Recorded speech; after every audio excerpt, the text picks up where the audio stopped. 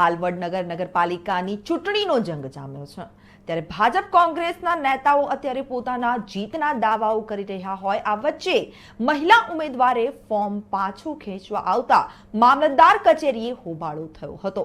પ્રાથમિક સૂત્રો દ્વારા મળતી માહિતી અનુસાર કોંગ્રેસ ઉમેદવાર તરીકે ટિકિટ ભરનાર મહિલા વાઘેલા સુરેખાબેને ફોર્મ પાછું ખેંચવા આવતા હોબાળો મચ્યો હતો।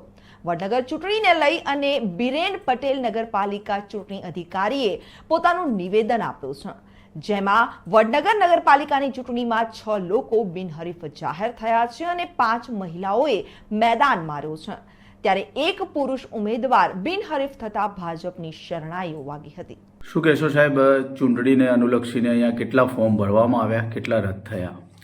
વડનગર નગરપાલિકા સામાન્ય ચૂંટણી 2025 જાહેર થઈ છે, જેમાં વડનગર નગરપાલિકાના કુલ 1 થી 7 વોર્ડમાં 82 ફોર્મ ભરવામાં આવ્યા હતા, જેમાં ચકાસણીને અંતે 53 ફોર્મ માન્ય થયા છે અને 29 ફોર્મ અમાન્ય થયા છે।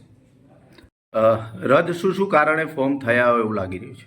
રદ થવાના મુખ્ય કારણોમાં રાજકીય પક્ષના મેન્ડેટના જે મુખ્ય ઉમેદવારો ફોર્મ માન્ય થયાના કારણે ડમી ઉમેદવારનું ફોર્મ, આ ઉપરાંત નગરપાલિકા ચૂંટણીની ગેરલાયકાતો વહોરતા હોય અથવા તો અન્ય કોઈ કારણોસર જે ચૂંટણીની નિયમો અનુસાર જે ગેરમાન્ય લાયકાત ધરાવતા હોય તો નિયમ અનુસાર એને રદ કરેલા છે।